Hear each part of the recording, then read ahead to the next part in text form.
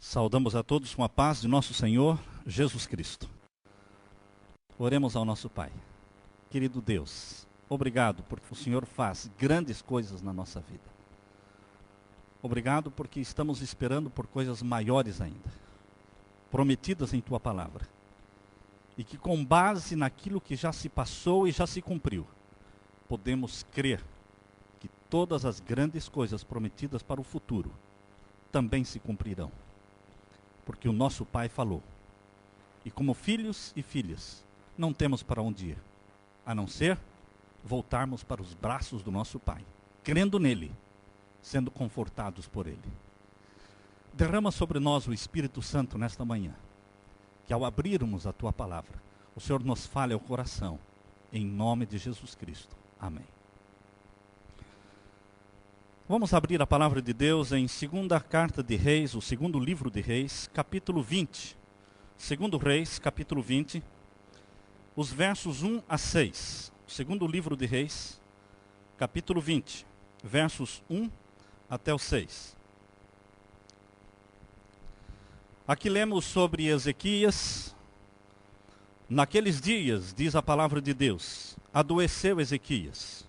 2º Reis, capítulo 20, verso 1 em diante. Ezequias adoeceu de morte. E o profeta Isaías, filho de Amós, veio a ele e lhe disse: assim diz o Senhor, ordena a tua casa, porque morrerás, não viverás. Queridos, adoecer todos adoecem. Mas adoecer de morte é diferente. Ninguém que está aqui nesta manhã adoeceu de morte.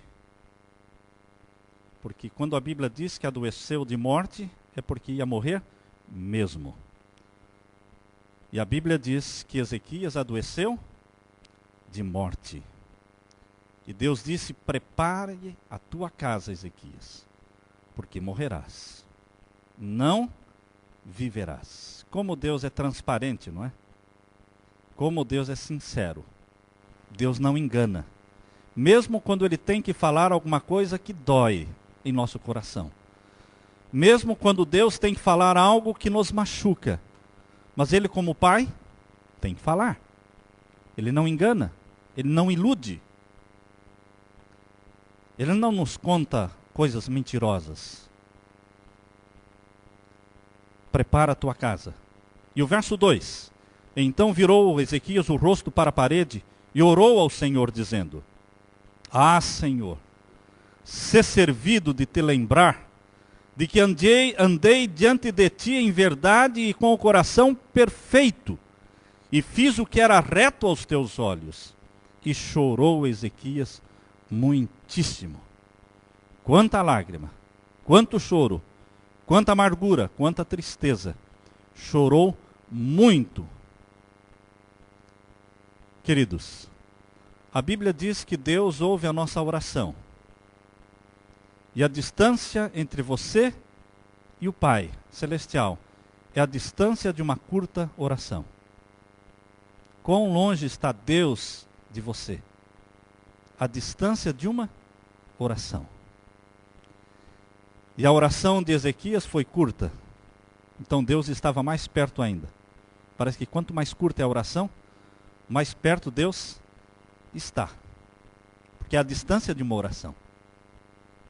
É a distância de uma oração. E a Bíblia diz aqui no verso 4. Sucedeu, pois, que não havendo o profeta Isaías ainda saído do meio do pátio. Ele entrou no palácio, falou com o rei, e estava saindo, ainda não tinha saído do pátio. A voz de Deus veio novamente ao profeta Isaías, dizendo: volta e diga a Ezequias, chefe do meu povo, assim diz o Senhor Deus de teu pai Davi, ouvi a tua oração. Como Deus ouve as orações, rapidamente. Enganam-se aqueles que dizem que Deus se demora para ouvir. Enganam-se aqueles que pensam e falam que Deus se demora em responder. Deus nunca demora a ouvir. Deus nunca demora em responder. Nós é que muitas vezes não entendemos a resposta que Deus está dando. Ou não queremos aceitar a resposta. Mas a oração que sai de um lábio que murmura, de um ser que chora, que clama, ela chega ao trono do Pai, no mesmo instante. Volta, disse Deus a Isaías, e diga a Ezequias, a tua oração foi ouvida. E eu vi as tuas lágrimas. Deus não é cego, Deus não é míope, Deus vê perfeitamente cada lágrima que sai dos seus olhos. Se você chorou esta noite, Deus sabe. Se você chorou por alguém esta noite, Deus sabe. Se você orou por alguém, Deus sabe. Se você se levantou de madrugada e clamou para Deus, Deus sabe. A Bíblia diz que Deus vê toda lágrima. Eis que eu te sararei. Ao terceiro dia subirás à casa do Senhor. E acrescentarei aos teus dias 15 anos. Queridos, a história do povo de Israel é uma história de altos e baixos. Ups and downs. A nossa vida é uma vida de altos e baixos. Por que tem que ser assim? A condição do povo de Israel dependia da condição espiritual do rei de Israel. Por que tem que ser assim? Por que o povo tem que seguir o rei? Por que a igreja tem que seguir seus líderes? Por que a igreja não vai para um canto, para um lado, enquanto o líder vai para o outro? Por que o rei e o povo estavam unidos, tanto no reavivamento e na reforma espiritual, como também na apostasia? Costuma ser assim, meus queridos, costuma ser assim. Alguém me disse uma vez que a água nunca sobe acima da caixa d'água. E eu fiquei pensando, por que estão falando isso? Por que a água não sobe acima da caixa d'água? A água tem um limite. E quando chega nas bordas da caixa d'água, ela transborda. E toda água que transborda se perde. Não é útil? Queridos, eu encontrei um pensamento no livro Obreiros Evangélicos, página 342, que diz mais ou menos o que esta pessoa me falou. Que a água nunca sobe acima da caixa d'água. O pensamento que Deus escreveu no livro Obreiros Evangélicos, página 342, diz: raramente o povo se eleva acima do ministro que o dirige. Raramente.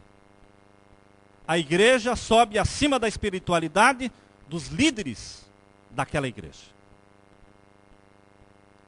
Assim como se mede a espiritualidade de uma casa pela espiritualidade do pai e da mãe, mede-se também a espiritualidade de uma igreja pela dos seus líderes, anciãos, pastores, todos. Também mede-se a espiritualidade de um povo pela espiritualidade do seu líder maior, do seu rei, como era entre o povo de Deus em Israel. A história do povo de Israel se repete hoje em nossas igrejas e também nos nossos lares. A igreja não será mais fiel, mais espiritual que os seus líderes. Porque se os líderes vacilam um pouco, a igreja se acha no direito de vacilar o dobro. E Deus entende isso. E Deus aceita isso.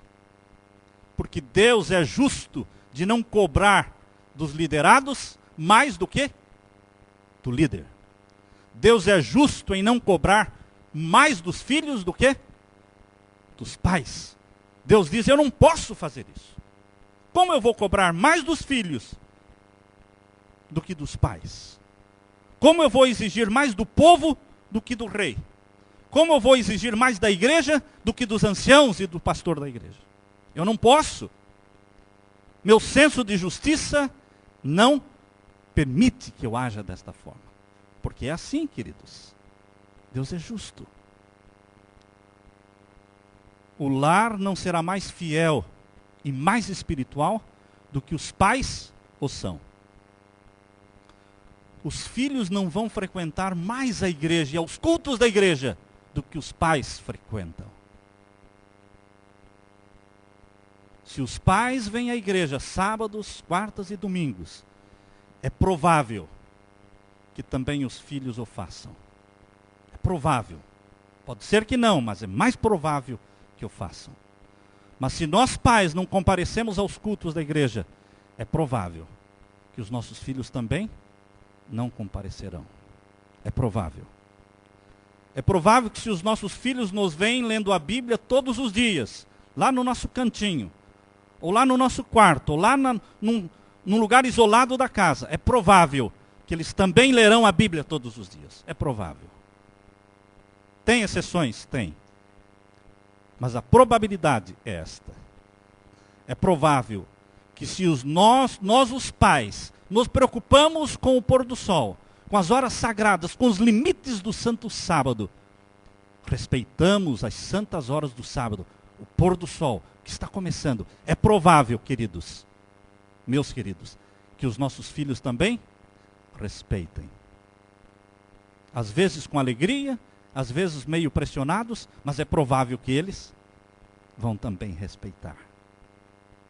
Queridos, é provável que se nós, os pais, oramos e jejuamos, é provável que os nossos filhos também vão aprender a orar e jejuar. Ezequias chorou quando Deus lhe disse: prepara a tua casa, porque morrerás, não viverás. E Ezequias ficou feliz, muito feliz, quando a resposta divina voltou, dizendo: mais 15 anos de vida. Ele explodiu em alegria. Se Ezequias conhecesse o futuro como Deus conhece, ele teria se alegrado quando Deus disse: prepara a tua casa, porque morrerás. E teria chorado quando Deus disse: mais 15 anos para você. Mas como ele não conhecia o futuro, ele chorou quando Deus disse: chegou a tua hora. Você vai descansar o sono da morte. E se alegrou quando Deus disse: tudo bem, vou dar mais 15 anos. Ele não conhecia o futuro, irmãos. Como nós não conhecemos. Mas o pai de Ezequias é o nosso pai. Ele conhece o futuro. E nós somos felizes quando nos submetemos à sabedoria deste Pai Celestial, que sabe todas as coisas e quer o melhor para nós, os seus filhos. Podemos não entender. Por que, Senhor? Logo agora que eu tinha tantos planos, por que agora, Senhor? Por que não daqui a alguns anos? Queridos, a Bíblia diz que em Isaías 57, verso 1, Isaías 57, verso 1, a Bíblia diz que muitos não consideram que o justo perece com o consentimento, com a permissão do Pai. Do Pai. O justo, filho e filha de Deus, eles não vivem e não morrem sem que seja pela vontade do Pai. Que bom crer assim. A Bíblia diz em Isaías 57, verso 1, perece o justo, e não há quem considere, não há quem avalie isso em seu coração, e os homens compassivos são retirados sem que alguém considere que o justo é levado antes do mal. A Bíblia diz que o justo é levado antes do mal. Por que, Senhor, tão cedo, tão novinho, morreu este rapaz? Morreu aquela jovem? Por que ainda os meus pais? Por que eles? Muitos não consideram que Deus levará o justo antes do pior, antes do mal. A nossa religião, meus queridos, é uma religião de confiança. Ou existe confiança, ou não existe religião. Concordam? Não podemos desconfiar do nosso Pai. Desconfiar dele é ofendê-lo. Não podemos pensar que ele não é amigo. Não podemos pensar que ele é estraga-prazer. Nós temos que entender que ele torce por nós. Ele torce pela nossa felicidade. Poucos reis de Judá tiveram uma biografia tão bonita e tão perfeita como a do rei Ezequias. É uma biografia, eu diria, quase perfeita. E ainda mais quando nós nos lembramos quem era o pai de Ezequias. Acás. Acás foi um dos mais ímpios reis de Israel, de Judá. E Ezequias era filho deste homem ímpio. E dizem que o fruto não cai longe do pé. Em regra, não cai. Mas tem as exceções. Bendito seja Deus pelas exceções da vida. Amém? Quantas vezes nós dizemos, bendito seja Deus, porque o meu filho não é como eu. Bendito seja Deus, porque ele não tem esse e esse defeito que eu tenho. Louvado seja Deus, porque pela graça de Jesus, muitas vezes tem exceção aqui. No provérbio de que o fruto não cai longe do pé. Às vezes é bom cair perto do pé mesmo. Como são pessoas para imitar a vida de um Abel, a vida de um Enoque, a vida de um Abraão. Mas, queridos, às vezes nós torcemos para que os nossos filhos não caiam perto da árvore, que dê um vento e que eles sejam bem diferentes de nós. Acás era ímpio e Ezequias foi um dos reis mais cristãos, fiéis, consagrados, espirituais, reformador do povo de Israel. Poucos reis tiveram uma biografia tão linda. Abra sua Bíblia em 2 Crônicas, capítulo 31 e o verso 21. 2 Crônicas, capítulo 31 e o verso 21. 2 Crônicas, capítulo 31. Vejam o que a Bíblia fala sobre Ezequias, capítulo 31 e o verso 21. E em toda a obra que começou o rei Ezequias, no serviço da casa de Deus, na lei, nos mandamentos, para buscar ao seu Deus, com todo o seu coração o fez e prosperou. Em tudo que Ezequias fez, ele prosperou, ele fez da maneira certa, ele foi abençoado, ele foi fiel, seja na lei, seja nos mandamentos, seja no serviço da casa de Deus, em tudo ele foi fiel. Quiséramos, queridos irmãos meus, que a biografia de Ezequias terminasse aqui, com este verso que acabamos de ler, 2 Crônicas 31, 21. Mas os escritores do Velho Testamento, eles são bem objetivos. Não exageram as virtudes dos biografados, nem encobrem suas faltas. Eu creio na Bíblia porque a Bíblia é assim. Ela é objetiva, não exagera e não encobre. Aos 39 anos de idade, Ezequias enfrentou uma crise dupla. Primeira, uma invasão do seu país pelo império, quem dominava o mundo naquele tempo eram os assírios. Era Senaqueribe. E o exército assírio invadiu a terra de Judá. Mas aquela aparente derrota resultou num grande milagre. Lá em 2 Reis, capítulo 19, fala que Deus enviou um anjo que numa noite matou 185 mil soldados assírios. Acabou com o exército assírio. Babilônia explodiu de alegria, porque Babilônia, que tentava dominar o mundo, mas estava sendo impedida por Assíria e pela Nínive, eles agora estavam felizes, porque o Deus de Israel destruíra o exército assírio. E o caminho agora para a ascendência de Babilônia estava pronto, estava limpo o caminho para eles. Acabou o exército assírio. E Senaqueribe, quando voltou para a sua cidade, derrotado, chegou lá, seus filhos o mataram. O milagre de Deus em libertar o povo seu de um exército. Israel já estava derrotado quando o anjo destruiu o exército assírio. Milagre de Deus. Queridos, a Bíblia diz em 2 Crônicas 32, 23, 2 Crônicas 32 e o verso 23. Leiam comigo. E muitos traziam presentes a Jerusalém, ao Senhor, E coisas preciosíssimas traziam também para quem? Para Ezequias, rei de Judá, de modo que depois disto foi exaltado perante os olhos de todas as nações. Ezequias alcançou fama mundial. Não havia nação na terra que não soubesse quem era Ezequias. E do milagre do Deus de Israel em ter desbaratado e destruído o exército assírio, 185 mil soldados mortos numa noite, de uma maneira misteriosa. O anjo do Senhor destruiu. E o nome de Ezequias ficou famoso. Se eu conheço o Pai que eu tenho, se nós conhecemos o Pai nosso de cada dia, nós entendemos que depois de um grande sucesso, Deus, o Pai, permite algumas humilhações. Você concorda comigo? Depois de grande sucesso, depois de grandes milagres, Deus permite que venham o quê? Momentos de humilhações. Para mexer com a gente. Para impedir que caiamos no pecado do orgulho. Quando Davi chegou no clímax do seu reino, foi quando ele caiu mais feio. Foi depois que Pedro andou sobre as águas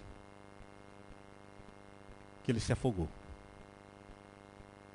Foi depois que Elias, no Monte Carmelo, fez algo maravilhoso e matou 450 profetas de Baal, que ele teve que fugir para salvar a sua própria vida, fugindo de uma mulher. Humilhação. Ao ponto de pedir: Senhor, não quero viver mais. Acaba com a minha vida, eu quero morrer. Se nós, queridos amigos e irmãos meus, se nós conhecemos o Pai que temos, depois de bênçãos estrondosas, se preparem, que Deus permitirá que venham momentos difíceis. Hardship time. Hora dura. Vamos ter que enfrentar.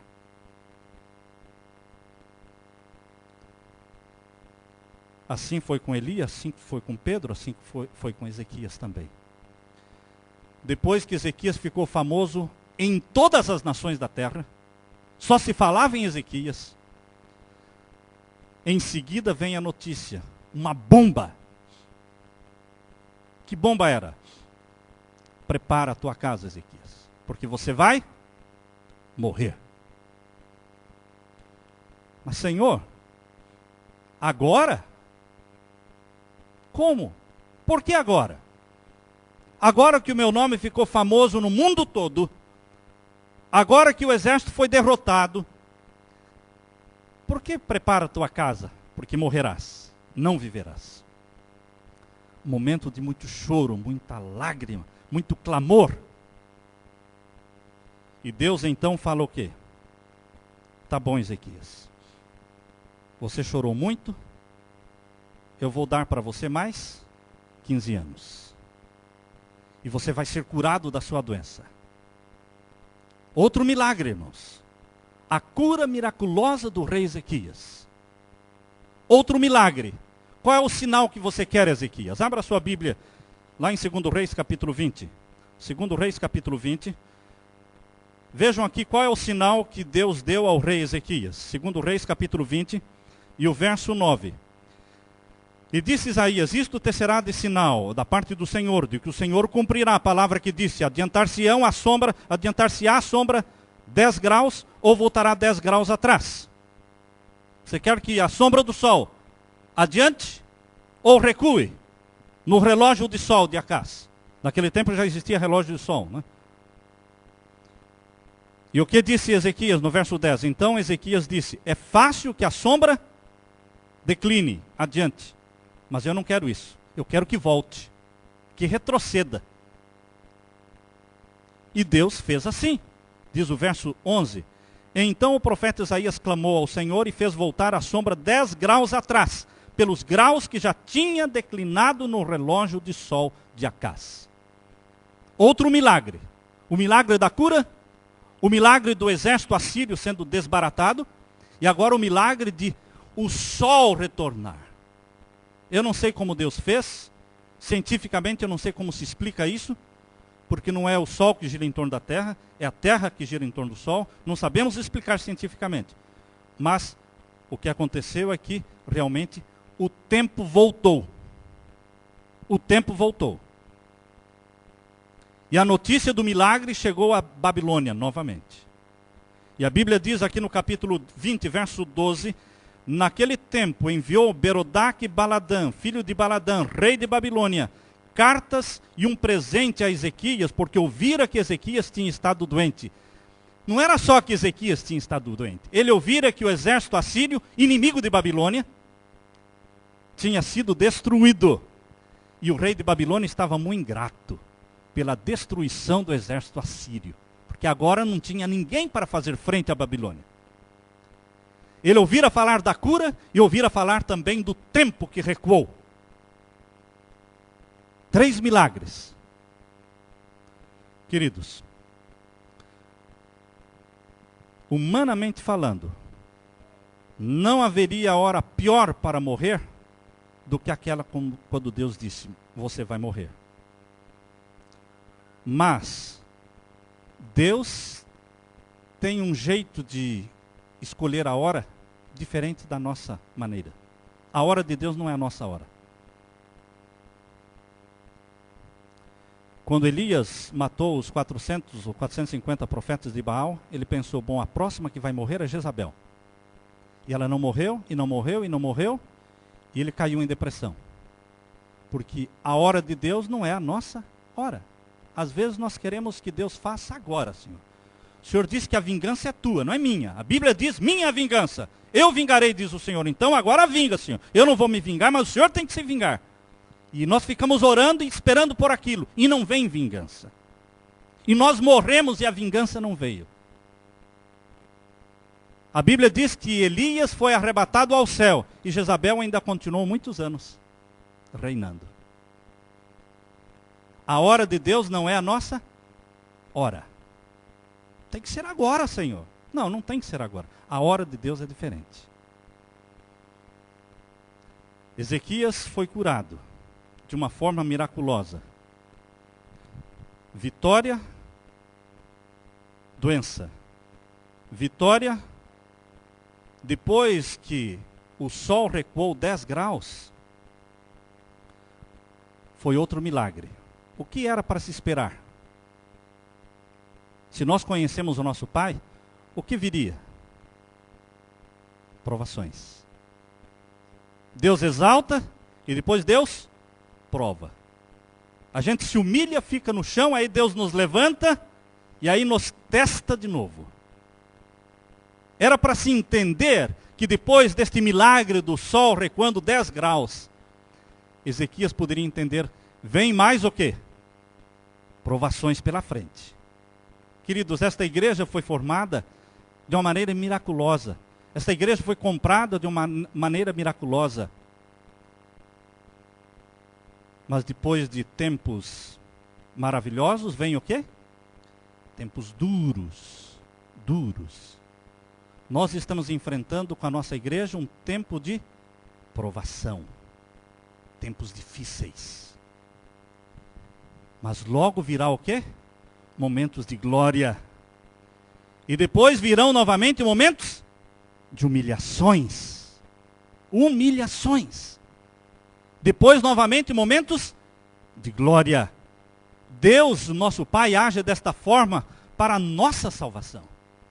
Deus não permite que você viva humilhado, mas Deus também não permite que você viva na glória, porque você e eu somos seres humanos e nós temos a tendência de relaxar quando tudo vai bem. E acharmos que a causa da glória é o nosso talento, ou é a nossa bondade, ou é a nossa inteligência, ou é a nossa habilidade. Enfim, irmãos, Deus permite as humilhações, para que lembremos, não é de você a vitória, é minha vitória. Não tome para si a glória que é minha, Deus diz. O relato bíblico nos fala que as notícias de Ezequias se espalharam pelo mundo. Vamos ler agora 2 Reis, capítulo 20, verso 13. E Ezequias deu ouvido à comitiva, uma caravana que veio de Babilônia, veio até Judá, até Jerusalém. E a Bíblia diz que Ezequias deu ouvidos a eles e lhes mostrou toda a casa do seu tesouro. Verso 13 eu estou lendo. Mostrou toda a prata, todo o ouro, as especiarias, os perfumes e a sua casa de armas, seu quartel-general. Não é o Pentágono, né, de Ezequias? Ele mostrou tudo, todos os segredos, mostrou tudo. A Bíblia diz mais: e tudo quanto se achou nos seus tesouros, coisa alguma houve que lhes não mostrasse, nem em sua casa, nem em todo o seu domínio. E então, diz o verso 14, o profeta Isaías veio ao rei Ezequias e lhe disse: que disseram aqueles homens, Ezequias? Parece que veio alguém aí visitar você. Não estou sabendo bem quem é, não é? Porque o profeta Isaías estava por fora, não é? Quando a glória é tão grande, para que Deus? Para que profeta? Profeta, o teu lugar não é aqui. Sai daqui. Eles vieram para visitar a mim. Tenho satisfação para dar para você. Foi quando Isaías, depois que os homens foram embora, Isaías chegou, entrou e disse: Ezequias, eu parece que ouvi aí o zum-zum, de que vieram uns homens de longe visitar você. Vieram mesmo? Ah, sim, vieram de longe, muito longe, vieram de Babilônia. E quem eram eles? Ah, uma comitiva do rei de Babilônia. E o que eles queriam? Ah, eles vieram conhecer a casa do tesouro, quanta prata, quanto ouro, o meu exército, as minhas armas, tudo que eu tinha, eu mostrei.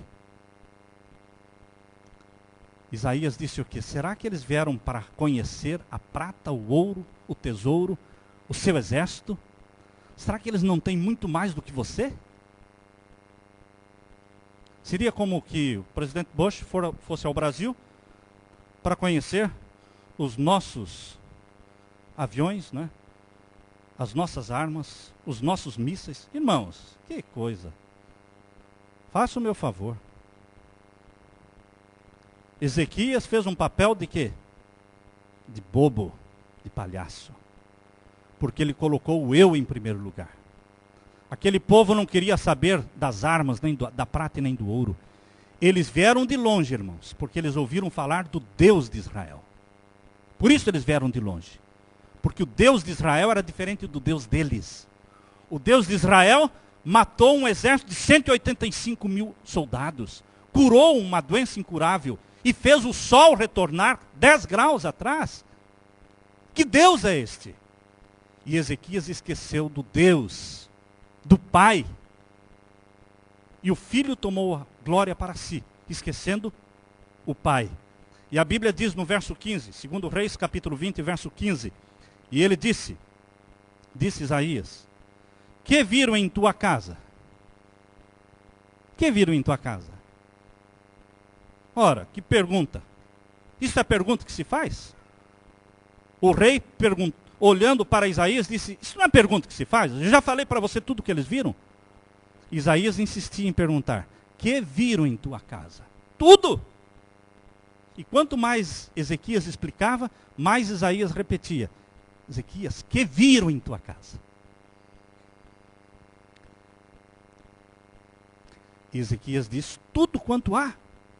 Na minha casa viram. Coisa nenhuma há nos meus tesouros que eu lhes não mostrasse. O que o profeta disse?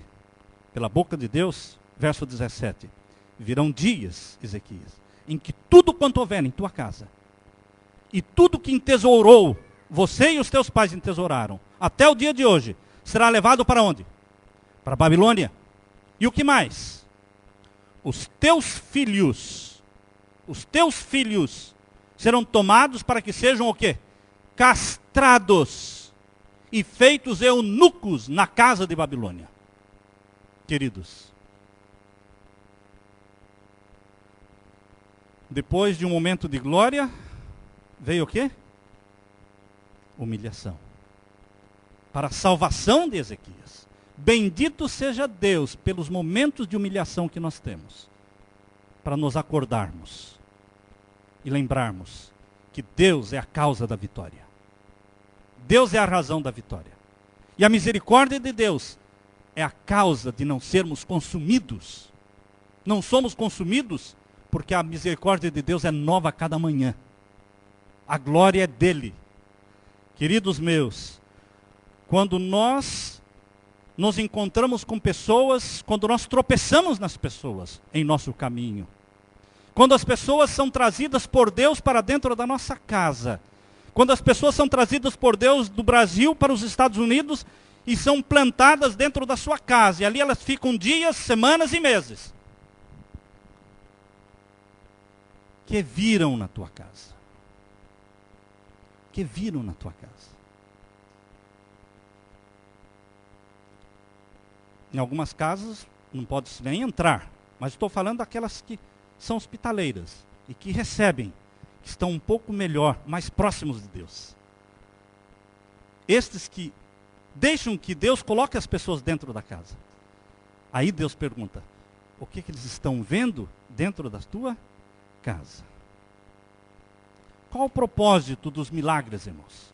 Qual o propósito do milagre da destruição do exército assírio? Qual foi o propósito do milagre da cura de Ezequias? Qual foi o propósito do sol retornar 10 graus?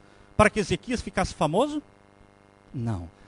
Para a glória do nome de Deus. Qual o propósito dos milagres que Deus faz na sua vida? Qual o propósito de Deus dar para você um schedule cheio de casa que sobra casa? Não tem mais tempo para trabalhar. Qual o propósito? Porque você é bom? Não, porque Deus é bom. Porque Deus é bom. O propósito do milagre, seja da cura, seja do dinheiro, seja qualquer milagre, o propósito sempre é Deus. Deus é o propósito de todos os milagres. Glória para o nome dele. Glória para o nome dele. Qual o propósito de Deus colocar pessoas no seu caminho, no meu caminho, na nossa casa? Revelarmos o Pai que temos. Não é para mostrarmos a televisão que temos. Não é para mostrarmos a aparelhagem de som que temos. Não pense que as pessoas são colocadas por Deus lá dentro da sua casa, da minha casa, para verem os sofás que nós temos. Ou o jogo de quarto que nós temos. Ou isso ou aquilo. Não, irmãos. Nada disso. Deus coloca pessoas na nossa vida. E pessoas que nós nem imaginamos que foram colocadas por Deus. Para quê? Para que sejam salvas. Para que aprendam do Deus de Israel a guardar os mandamentos de Deus. É sexta-feira à tarde, você está em casa, chegam as visitas. Puxa, a gente ia fazer o pôr do sol, agora atrapalhou. Não, irmãos, não atrapalhou, não está entendendo? Que Deus colocou essas pessoas na sua casa na hora do pôr do sol, para que elas aprendam qual é o dia do Senhor. Não é para impedir você de fazer o culto do pôr do sol, é para que você envolva essas pessoas e ore com elas e cante com elas. Você está com a sua família, de manhã ou à noite, fazendo o seu culto familiar. O telefone toca, interrompe tudo. Não, é para você atender o telefone e dizer, por favor, não leve a mal, nós estamos fazendo o nosso culto, louvando o nosso Deus. Daqui a pouquinho eu retorno a sua ligação. Testemunhe. Deus tem um propósito em tudo, e o propósito é testemunhar. Testemunhar. Que vem em nossa casa? Se perguntarmos a uma criança, o que eles costumam ver na sua casa? A Globo. A criança é sincera mesmo. Não faça pergunta para a criança se você não quiser ouvir o quê? A verdade. Não faça. Uma vez o pastor estava pregando e uma pessoa no primeiro banco dormindo, e um menino do lado dele. E o pastor incomodado porque o irmão estava dormindo. O pastor disse, acorda ele. Ele falou, eu não, o senhor que pôs ele para dormir? Criança é o quê? Sincera. Eu me lembro em Manaus, um pastor dirigindo, furando o sinal vermelho. Né? Para ele vermelho era verde, né? E ele estava levando um homem da Conferência Geral, visitante em Manaus. E ele dizia, olha, nós estamos atrasados, hoje a gente está fazendo uma exceção aqui. Então a gente tem que furar, porque nós estamos atrasados, mas isso é uma exceção. E o menino dele estava sentado no banco de trás. Ele disse: pai, o senhor faz todo dia isso?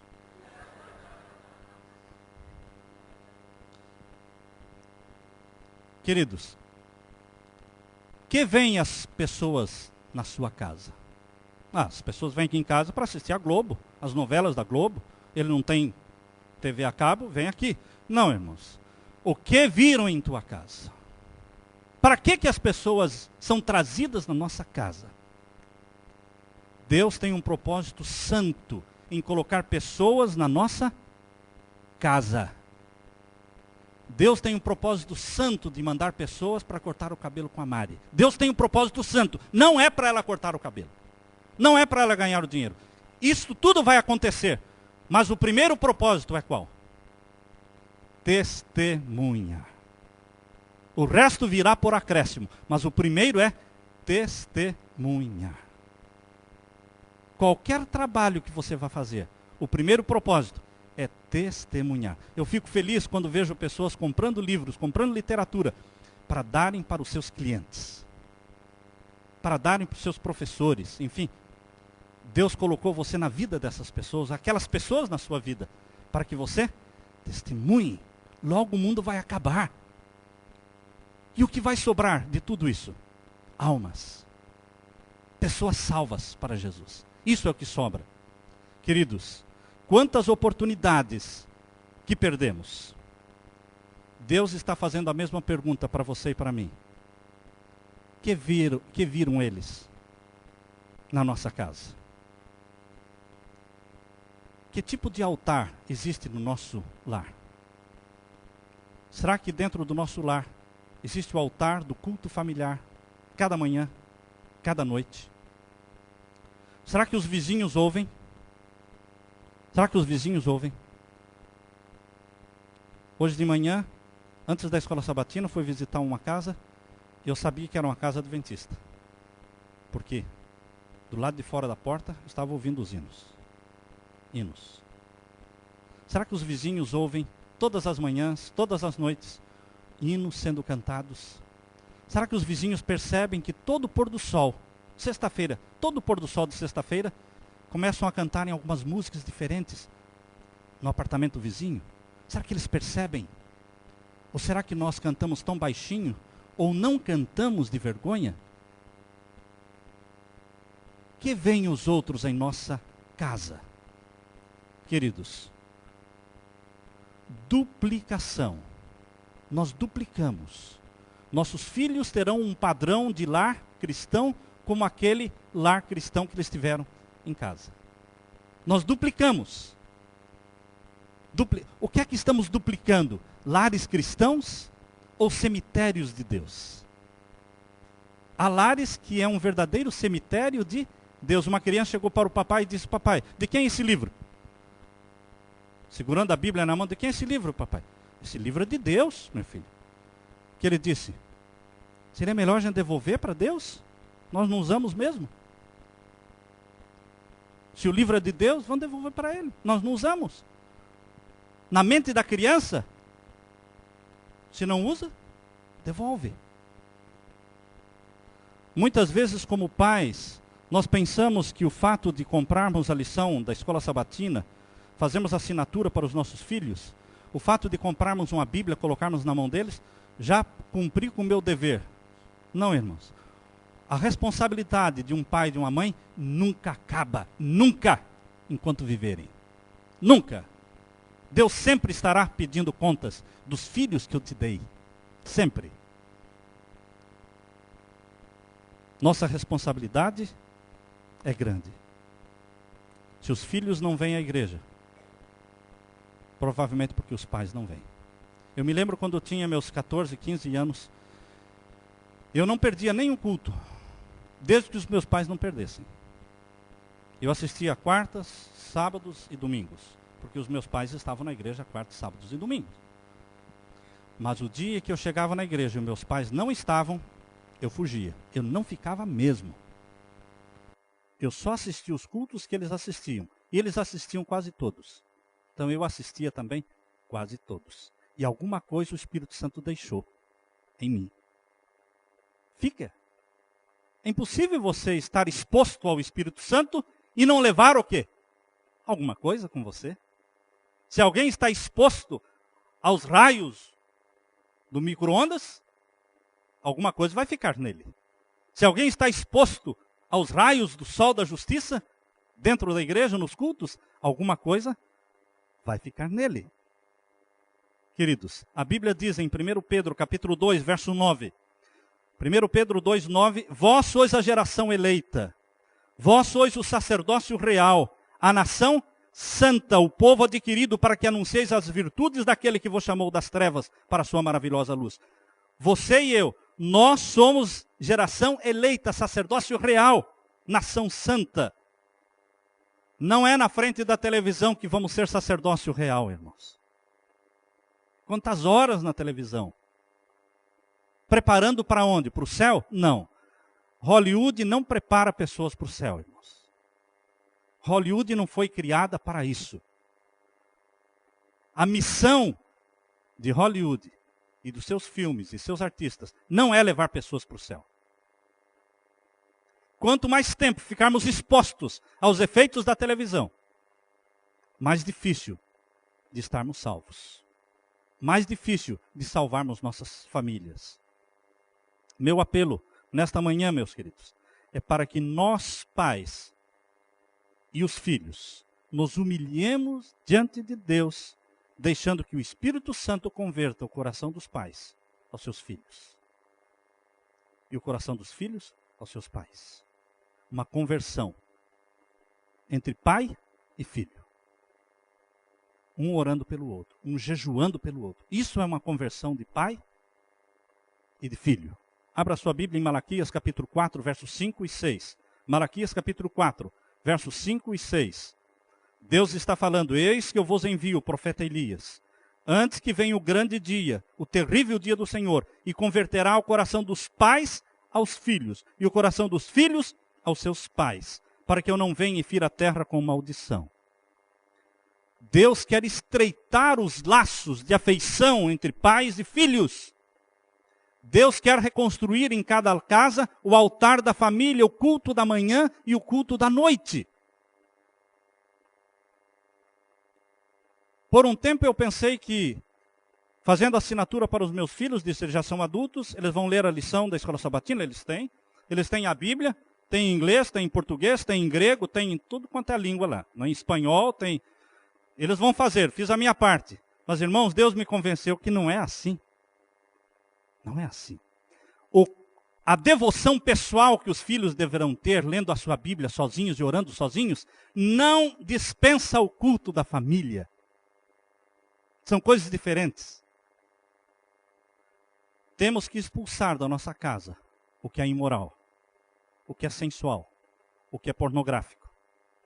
Temos que purificar nosso lar da televisão que polui. Purificar nossos lares de sons de músicas satânicas, do rock. Quebrar os CDs. Não é guardar, não. É quebrar mesmo. Se você guardar, você é tentado a usar e ouvir um dia. Quebra, joga fora. Não dê de presente também. Nós temos que buscar a reforma do nosso lar. Nunca vamos ter uma igreja forte se os lares forem fracos. Nunca vamos ter filhos vindo à igreja se os pais não vêm. Nesta manhã, meus queridos, o meu apelo é para que onde você estiver, você pai, você mãe, você procure o seu filho e abrace o seu filho e vamos nos consagrar ao nosso Deus nesta manhã. O coração dos pais se convertendo aos filhos e o coração dos filhos se convertendo aos seus pais. Se você quer consagrar a sua família e construir o altar de louvor a Deus na sua casa, o momento da entrega é agora. Nós vamos nos unir com a nossa esposa, com os nossos filhos, onde estiverem, e vamos orar ao nosso Pai. Querido Pai, neste momento, temos algumas famílias, alguns pais e mães e filhos abraçados, unidos em oração. Querido Deus, Estamos suplicando nesse momento que o Espírito Santo venha converter o coração dos pais, os nossos corações aos nossos filhos, para que ousemos orar e jejuar por eles. Para que ousemos, Pai, tomar a responsabilidade de implantar o culto da família todos os dias, de louvor ao Teu nome. Que o Espírito Santo converta o coração dos filhos para que sejam submissos e obedientes e aceitem a liderança espiritual dos seus pais. Salva os nossos lares, Pai. Nós somos fracos. Nós precisamos da Tua ajuda cada momento, cada dia. Porque esta decisão que estamos fazendo agora, pode ser que amanhã cedo já nos esqueçamos dela. Mas nós suplicamos que o Espírito Santo nos incomode, que o Espírito Santo mexa com o nosso coração e que diariamente, Pai, o primeiro pensamento na nossa casa seja para Deus.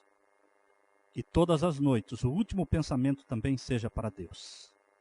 Que todos os lares aqui comecem o dia louvando o Teu nome e terminem um dia também louvando o Teu nome. Porque o Senhor é o primeiro e é o último na nossa vida. É o melhor na nossa vida. Derrama o Espírito Santo sobre as esposas, sobre os maridos. Pai eterno, se naquelas casas onde não tem o pai, não tem o marido, que o Espírito Santo seja derramado sobre a mãe, para que ela seja a sacerdotisa da casa. Que ela cumpra com o papel duplo que o Senhor está dando para ela ser o pai e a mãe. E também o Teu representante. Ouve a nossa oração, Pai. Perdoa o nosso pecado. Purifica a nossa vida e purifica os nossos lares de tudo que contamina, de tudo que nos afasta de Deus. Em nome de Jesus Cristo pedimos e agradecemos. Amém, Senhor. Amém.